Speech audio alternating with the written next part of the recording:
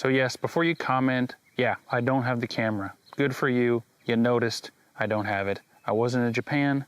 They didn't send me a camera, and I'm still going to talk about it because I want to, and it's my channel. So that's for you, random guy who was typing the comment immediately. You don't even have the camera. Look at him talking. Beat you to it. Leave the comment anyway, though. Helps with engagement, apparently. So yeah, there's a million bugs around me. We're doing this video. Let's do it. So the S9, the Lumix S9 full frame camera just released. Tons of people are reviewing it and talking about it. And, you know, some people say it's just S fine. Some people say it's relatively S benign as a camera.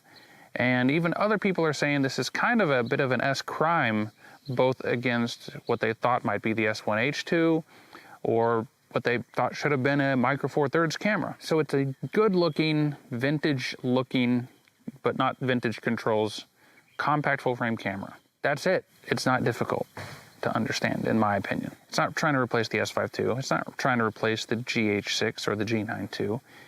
It's a compact camera. It's a fairly entry-level camera with phase detect autofocus and IBIS. You know, stuff that people have been talking about for years. Why make the G100 with no stabilization? Why make the GH6 without phase detect? Blah, blah, blah, blah, blah. Well, it's all here now.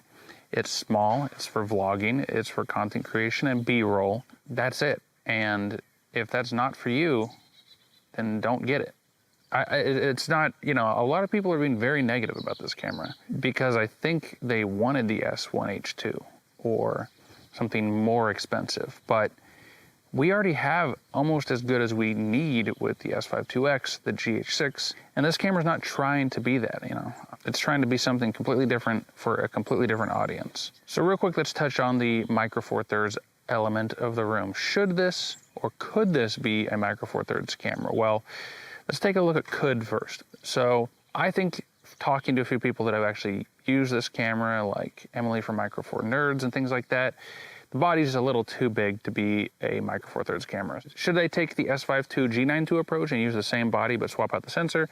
I don't think so. Not for this one. I think it's a little too big. But could they modify it down a little bit? This is some of the stuff I've been talking to people about. Could they shrink it down like 20%, maybe add the mechanical shutter and the EVF back in and have a really solid G100 style camera for Micro Four Thirds? Maybe, and I think they maybe should. And I think that would be, you know, it would fit into their release schedule of full frame Micro Four Thirds going back and forth and bring a new phase detect Micro Four Thirds camera onto the marketplace. I think a lot of people really love that. And as a few people pointed out, there is a ton more great Micro Four Thirds lenses that are small than full frame. If you could get the Sigmas with the aperture ring, that would be fine.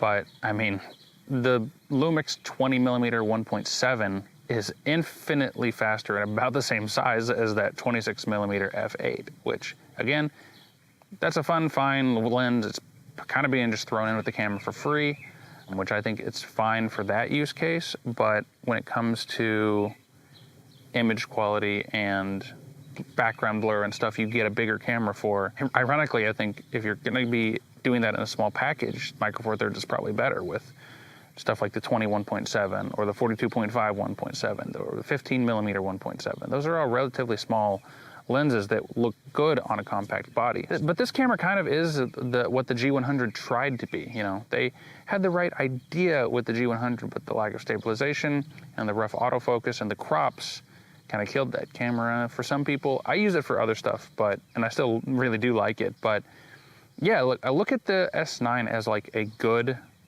full frame G100. I don't know, does that make any sense to anybody besides me? But I kind of wish there was almost like a Black Magic or iPhone inspired, you know, touchscreen, big icons menu that people could use. I think having a content creator's camera with a menu that was more simplified and focused, you know, simplified and a deep menu, and just have those partitioned out. I know that's a whole new UI for this kind of camera, but I think it would have helped a lot. Next, I'm going to go over some improvements and free ideas Panasonic maybe should consider for their cameras or this camera in the future. The first would be, I know you can just always hold the camera sideways to record video, but why is there not a mode to record horizontally while holding the camera normally?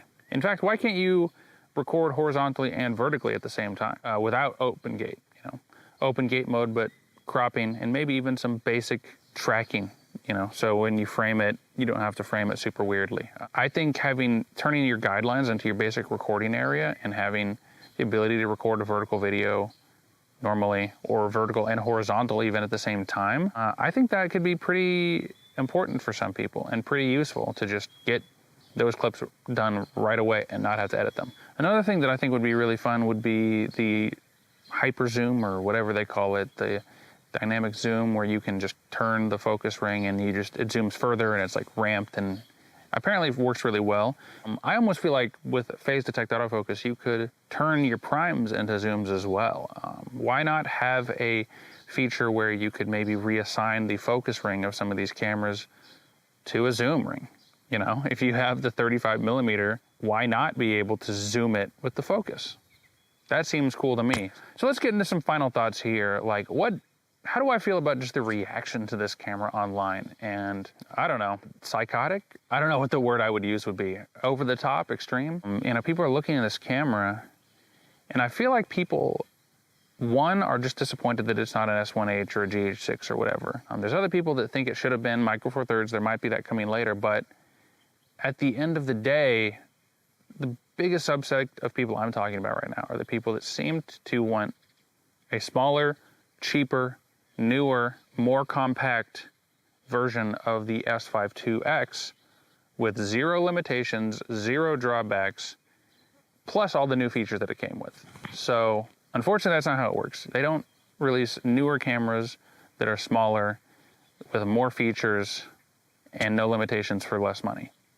That just doesn't happen, and this is not what this camera's trying to do. You know, when you release a new camera, you're either retaining customers you already got, or you're getting new ones. Which one do you think this camera's trying to do? If you're a hardcore Lumix shooter, you've been doing this for years, you haven't left the company, great. They've been making cameras for you since the GH4. And even despite putting everything they can into every camera, all everyone still said was, where's phase detect, where's phase detect, where's phase detect? Right now, they are bringing people back who have left for Sony for the autofocus, or Canon for the autofocus. They're bringing in new people that have never owned a Lumix camera before, but have always been interested, but then heard the autofocus is bad, oh, they're big, oh, they're this, oh, they're whatever. And they're leaning into the full frame because of YouTube, the camera world, whatever, marketing. Full frame has become the standard, right? And so, yeah, this is not a camera for Lumix veterans. This is not a camera for people who are shooting the S1H. This is not a camera for people who already own the S5 IIX with its maxed out unlimited specs. This is a camera to bring people in to the Lumix brand, to show off a good looking camera that, with a few limitations, can still go above and beyond what you would expect from a camera like this. And that is just as important, or more important, to a camera company than just putting out the next flagship as soon as possible. These cameras are coming, guys, but this is not the time for them to release.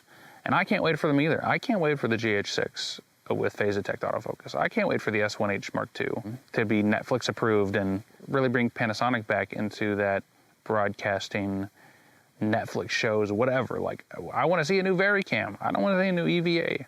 I want to see EVA 2 or Ava? I don't know what you call it. But I think people are just misunderstanding what this camera's purpose is, both in terms of the use case for it and in terms of the audience, you know? People are like, oh, this is a deal breaker. This is a miss. This is a this. No EVF, miss. Record limits, miss.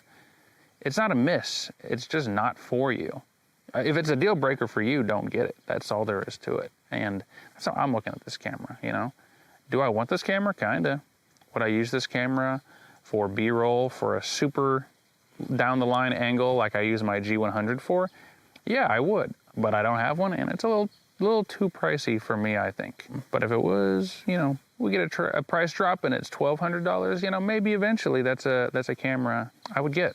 If this camera's not for you, that's fine. Say it's not for you. Don't say it's a dud. Don't say it makes no sense. Don't say it's, you know, whatever people are saying. I think this camera has a very specific purpose and meaning behind it. And I think that's it, you know. It's not a revolutionary flagship. It's kind of the first entry-level camera that Lumix has made in a while. And I think that that is important for maintaining the health of a company. And I think more companies and Lumix should take big shots like this, even if they're not going to hit for everybody. So I don't know. This is a weird video. I don't know what I've been talking about. I kind of just blacked out there for a while, but I guess those are my thoughts. So if you liked the video, feel free, give it a like, comment, subscribe. We'll get back to our regularly scheduled non-S9 programming coming up shortly. But yeah, if you did subscribe, I will see you when I see you.